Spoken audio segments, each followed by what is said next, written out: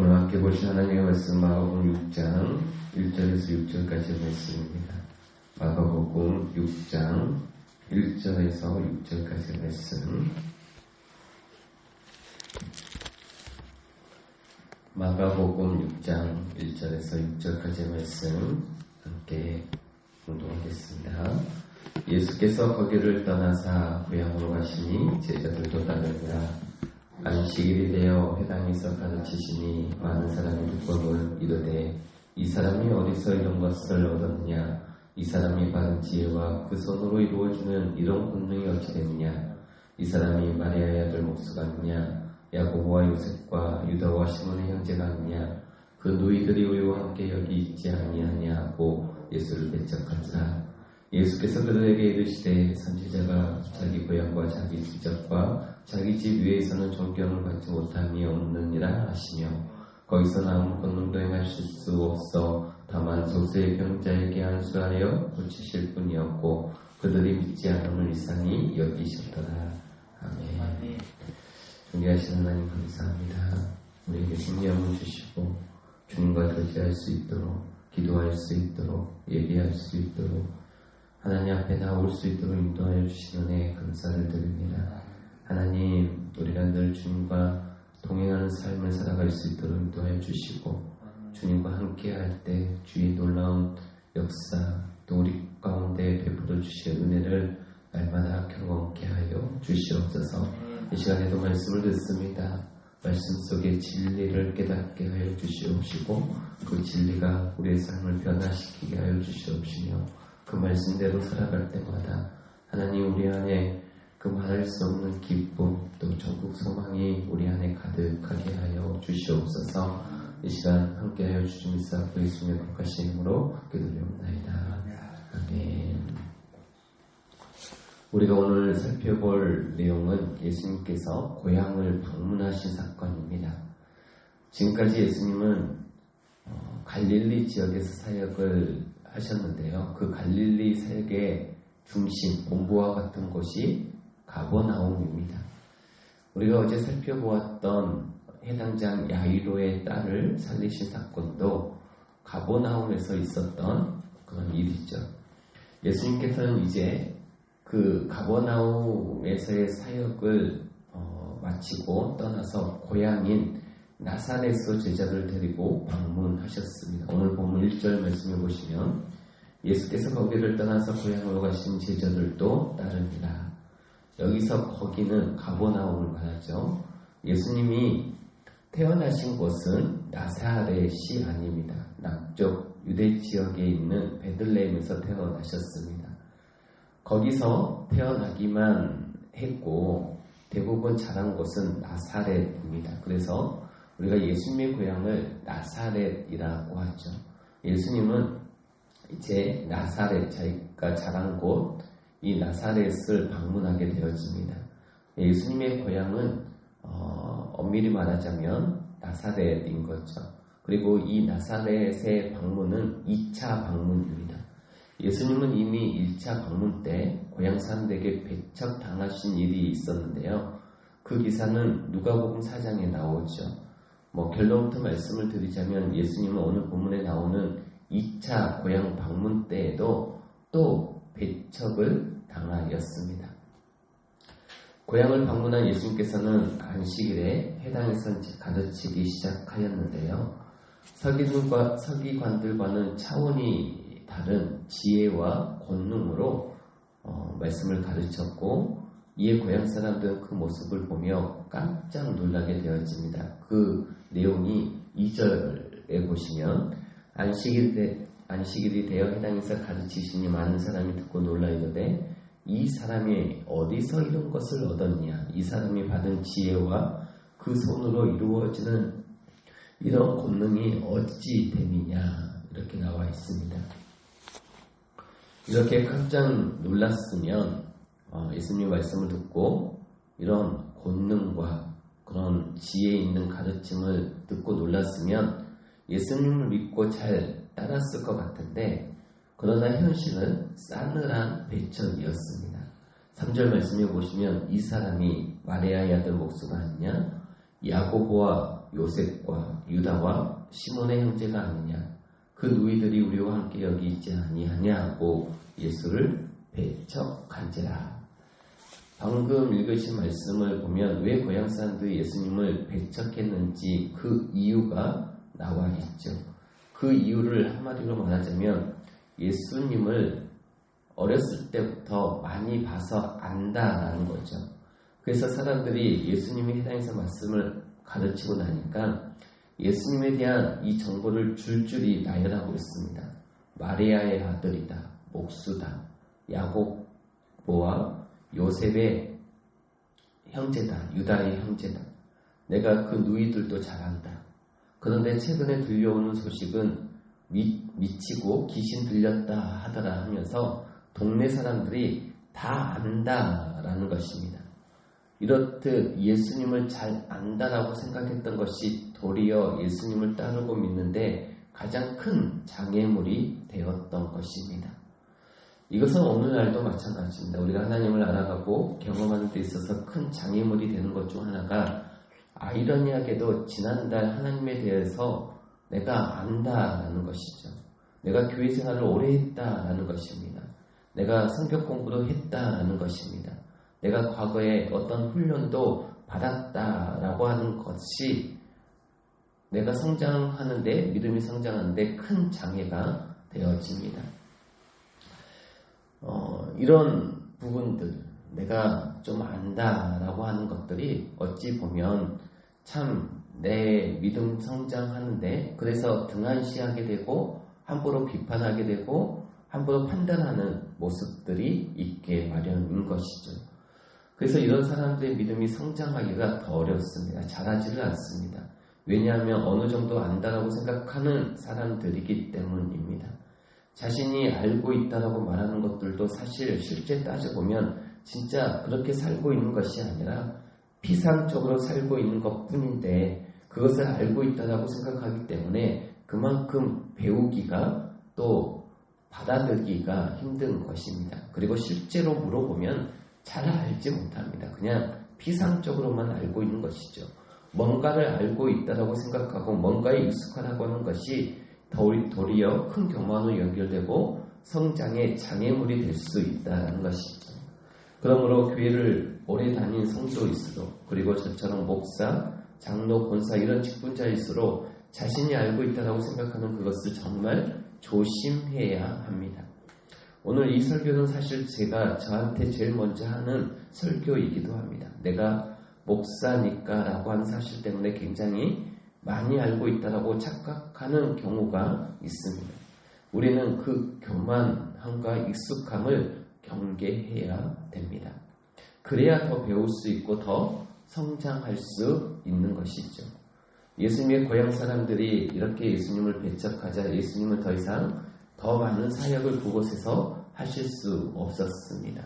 예수님을 배척하고 예수님을 욕하는데 그곳에서 무슨 사역이 이루어지겠습니까? 오늘 본문 4절 말씀해 보시면 예수께서 그들에게 이르시되 선지자가 자기 고향과 자기 친척과 자기 집 위에서는 존경을 받지 못함이 없느니라 하시며 거기서는 아무 권능도 행할 수 없어 다만 소수의 병자에게 안수하여 고치실 뿐이었고 예수님께서 그곳에서 도저히 사역을 할 수가 없었습니다. 이렇듯 예수님의 2차 고향 방문도 거의 실패에 가까운 안타까운 사역이 되었습니다. 예수님도 아신 것이죠. 이런 상태로 내가 이곳에서 더 이상 어떤 것도 할 수 없다. 그렇게 여기신 것입니다. 예수님께서 다니시는 곳에 이 어떤 역사가 일어나고 진리의 말씀이 선포되어지는데 예수님을 배척하는 그곳에서 예수님이 행할 수 없는, 나타날 수 없는 일들이 일어난 것이죠. 그렇다면 우리가 이 대목에서 이런 질문을 할 수 있습니다. 예수님이 1차 고향 방문 때에도 이미 이 배척을 당하셨는데 그러면 2차 방문 때는 배척당할 줄 몰라서 방문하셨을까? 1차 때 이미 그 싸늘한 배척을 당하셨는데 2차 방문 때에는 시간이 얼마 정도 지났으니까 환영해 주겠지, 그런 어떤 핑크빛 상상 속에서 2차 방문을 하셨을까? 그렇지 않습니다. 예수님도 아셨어요. 내가 다시 방문을 해도 어차피 사람은 바뀌지 않거든요. 잘 바뀌지가 않습니다. 어차피 똑같은 싸늘한 배척이라고 하는 결과물이 나올 것을 예수님이 이미 알고 계셨습니다. 그런데 왜 방문하셨을까요? 우리가 생각할 때 예수님이 그동안 다른 지역에서 많은 사역을 하셨고 많은 기적을 베푸셨고, 그래서 예수님이 자란 그 동네까지 소문이 일어나서 그 사람들이 변했을까? 또 환영해 줬을까? 아니죠.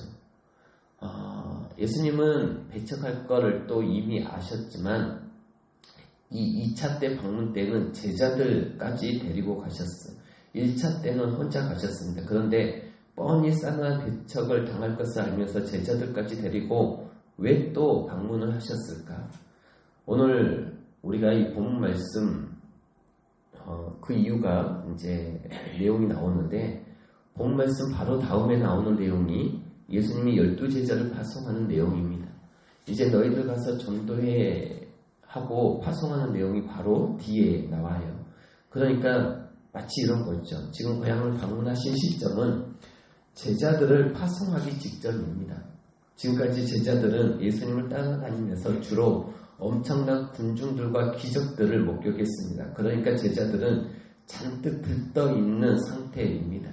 예수님의 제자로 사역을 하게 되면 이런 기적과 인기와 영광이 있구나. 제자들에게 있는 그 생각의 거품을 빼시기 위해서는 예수님은 직접 제자들을 데리고 고향을 방문하신 것입니다. 그리고 배척당하시는 그 초라한 모습을 제자들에게 똑똑히 보여주신 것이죠. 이 자체가 제자들에게 주는 메시지였고 교육이었던 것입니다. 너희가 곧 있으면 전도사역을 시작하고 그 전도의 길을 가게 될 텐데, 그 길은 지금 너희들이 생각하는 것처럼 늘 환영받고 대접받는 길이 아니란다. 이렇게 무시당하고 배척당하는 일이 많은 그런 길이란다. 이것이 바로 너희가 가야 될 그런 길이야 라고 하는 가르침을 주시기 위해서 제자들을 고향으로 데려가서 그 배척당하는 모습을 똑똑히 보여주신 것입니다. 그렇습니다. 오늘날 전도의 사명을 가지는 우리도 오늘 본문에 나오는 예수님의 배척당하신 모습을 똑똑히 우리가 봐야 합니다. 우리가 가족과 친척들과 나를 잘 안다라고 생각하는 친구들, 이웃들을 전도할 때 이런 배척을 똑같이 당할 수 있기 때문입니다. 이것이 바로 십자가의 길이고 전도자의 길입니다. 우리가 이제 4월 마지막 주 새가족 전도주의를 정해서 우리가 준비하면서 우리가 알아야 할 것은 태신자들에게 접근할 때 예수님처럼 고향에서 배척당하신 것처럼 얼마든지 이런 일이 있을 수 있다라는 것이죠. 나는 사랑하는 마음으로 가장 귀한 복음을 들고 그들에게 손을 내밀었는데, 여러분이 손을 내민 태신자들은 여러분들을 잘 안다라고 생각하는 어떤 가족이나 가까운 어떤 친척, 그리고 친구, 이웃들일 것인데, 그런데 그들이 예수님을 배척했던 고향 사람들처럼 여러분에게 똑같은 반응을 보일 수 있다는 것입니다. 그럴 때마다 우리가 기억해야 됩니다. 이 길이 예수님이 먼저 걸어가셨던 길이라고 하는 사실을 기억해야 하고, 그리고 예수님이 그러셨고 제자들이 그랬던 것처럼 믿음과 눈물로 끝까지 복음의 씨를 뿌리고 그 길을 우리가 걸어가야 한다는 것이죠. 예수님이 그러셨던 것처럼, 제자들이 그랬던 것처럼 우리가 이 복음의 진리 씨가 뿌려져서 열매를 맺기까지는 많은 기다림과 수고와 헌신이 필요한 것입니다.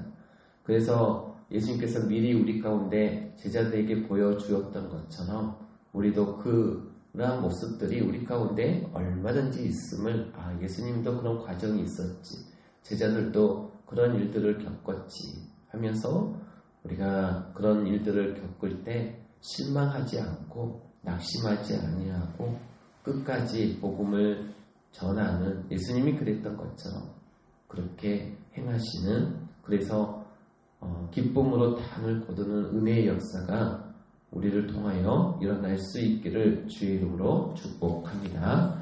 기도하겠습니다. 좋으신 하나님 감사합니다. 하나님, 주님이 우리 가운데 먼저 가는 것들을 보여주셨습니다. 주님과 함께하는 그 길은 참으로 기적의 역사가 일어나고 화평의 길이요, 또 그 축복과 은혜가 충만한 그런 역사이기도 하지만 때로는 배척당하신 모습을 우리에게 보여주시면서 우리가 복음의 진리를 가지고 살아갈 때 이러한 일들도 겪을 수 있다라고 하는 것을 몸소 보여주셨던 것처럼, 하나님, 우리가 끝까지 복음을 전할 수 있는, 때로는 배척을 당하고 우리가 내민 손을 거절하는 어떤 수모도 있을 수 있으나, 하나님, 예수님이 그러하셨던 것처럼 우리도 인내하며 복음을 끝까지 전할 수 있는 믿음의 사람들이 될 수 있도록 인도하여 주시기를 원합니다. 그리하여 하나님, 예수님께서 끝까지 그 복음을 가르치셨고 전하셨고 전파하여 지금의 기독교가 이렇게 온 세계에 전파되어졌던 것처럼 우리 또한 하나님 기쁨으로 단을 거둘 수 있도록 복음의 전도자가 다 되게 하여 주시옵시고, 또 우리에게 허락하신 세가족 초청 주일 때 참으로 우리 안에 그 기쁨이 충만할 수 있도록 인도하여 주시옵소서. 하나님, 우리가 살아가면서 여러 가지 어려움과 마음의 아픔들을 겪습니다. 주님 앞에 아뢰일 때마다 하나님 위로하여 주시옵시고 세움을 공급하여 주시옵시고, 또 하나님께서 우리 가운데 행하시는 하나님의 만지심과 함께 하심의 은혜의 역사가 우리 삶 가운데 이루어지게 부족함이 없도록 인도하여 주시옵소서. 하나님, 우리에게 많은 여러 가지 생각들이 있습니다. 특별히 사랑하는 자녀들에게 하나님 함께하여 주시옵시고 그들의 앞길을 열어주시옵시며, 무엇보다도 하나님께서 주신 말씀에 따라 살아갈 때 우리의 의지와 우리의 삶에 하나님 더욱더 강건하게 붙들어 주시옵시고, 또 그 일을 꾸준히 실천해 나아갈 수 있도록 하나님께서 견고하게 붙들어 주시어서 우리의 삶에 놀라운 하나님의 은혜와 변화가 있는 삶이 되게 하여 주시옵소서. 하나님, 이 시간에도 우리가 고백하며 나아갑니다. 하나님, 연약한 자를 돌보시고 우리의 마음의 상처를 위로하여 주시옵시며, 하나님께서 우리 가운데 또 성령께서 함께하여 주심으로 인하여 고백하는 것마다 하나님 응답이 이루어지고 문제 해결을 받는 주의 역사가 이루어지는 귀한 시간 되게 하여 주시옵소서. 함께하여 주시며 싸고 있으며 극하신 이름으로 기도드리옵나이다. 아멘.